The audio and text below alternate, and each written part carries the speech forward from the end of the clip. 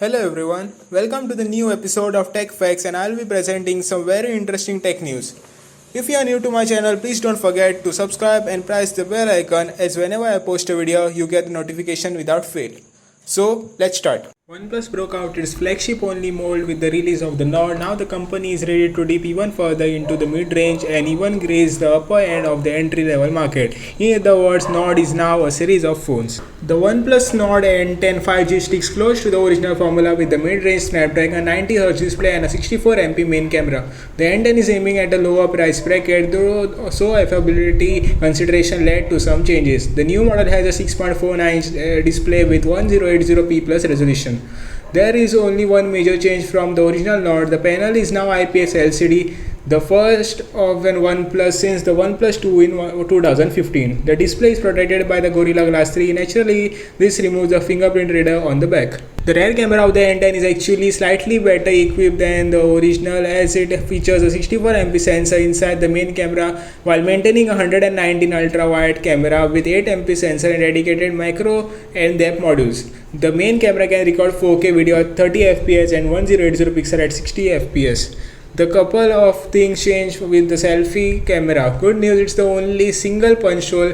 Bad news, the 32MP main camera drops down to 16MP and the ultra-wide lens is obviously gone. The battery navigated the price reduction measures quite well. With a capacity of 4300 mAh, it's a fraction larger than the Nord battery and it charges just as fast as the Warp Charge 30T. Also, this one has a 3.5mm headphone jack, something we haven't seen in OnePlus in a while. The N10 is powered by the Snapdragon 690 chipset, which is similar to the Snapdragon S75G, though with several key differences. Before you judge the choices OnePlus made, let us tell you about the price. The OnePlus Nord N10 5G will cost you €350 and this is with the 6GB of RAM and 128GB of storage. For comparison, an original Nord with 8 plus 128GB memory goes to €380. The next one is the OnePlus Nord N100. The OnePlus Nord N100 No 5G here is the entry-level offering. Its price starts at €200 for a phone with 4GB RAM and 64GB storage, but again the storage is easily expandable with a cheap micro SD card. The phone is based on the Snapdragon 460 chipset, a budget 11nm chip with the Cortex A73 derived cores and Adreno 610. The N100 has a 6.52-inch IPS LCD with 720x1600px resolution.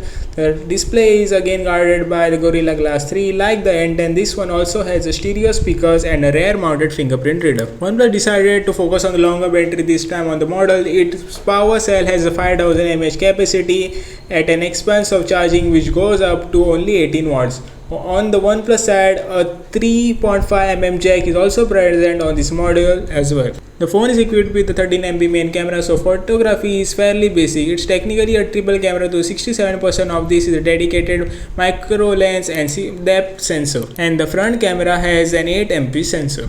Both the Nord N100 and the Nord N10 are launching with Oxygen OS 10.5. It's still based on Android 10 but features the latest proprietary enhancement from OnePlus. The phones are coming to Europe early next month and will go on the other side of the pond soon. So now let's see when does the OnePlus Nord N10 5G and the OnePlus Nord N100 gets launched in India.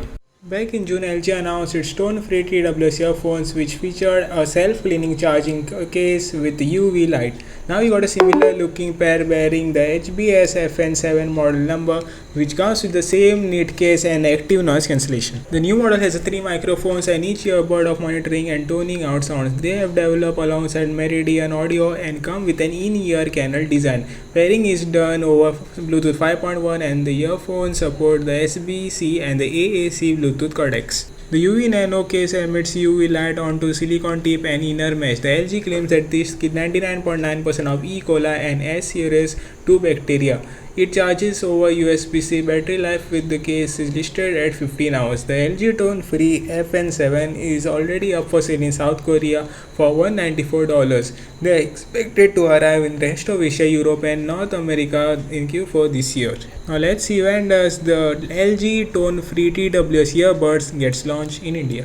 The Samsung Galaxy S21 Ultra will not be a huge departure from the current model based on info from leaksters. And if you're thinking it's too early for leaks, Samsung is reportedly pulling the S21 launch forward to January. The new Ultra will have a slightly smaller screen down to a tenth of an inch to 6.8 inch, and this will be the only curved panel. The S21 and the S20 Plus will have a flat display. Also, the refresh rate may get a small bump to 144Hz. The Galaxy S21 Ultra will use a 108MP main camera on the rear and 40MP selfie main camera. Samsung will once again split the world into Snapdragon 875 countries and Exynos 210 countries. The new in-house chipset will use standard ARM designed cores, avoiding the troubled custom cores. Still, where early benchmarks show it's lagging behind the Qualcomm chip.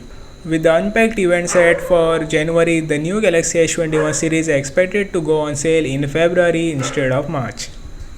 Now let's wait for further leaks of the Galaxy S21 series in upcoming days. Thanks for watching. Don't forget to like, comment, share and subscribe. Jai Hind, Vande Mataram.